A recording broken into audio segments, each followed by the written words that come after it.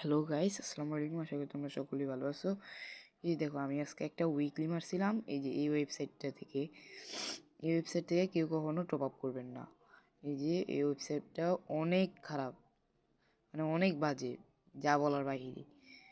এই যে 85 টাকার একটা উইকলি ছিল, আমি মারছিলাম। মারার পরে মানে আইডিতে মারছিলাম, আর মারার পরে যাই আসে নাই, আইডিতে আসে নাই।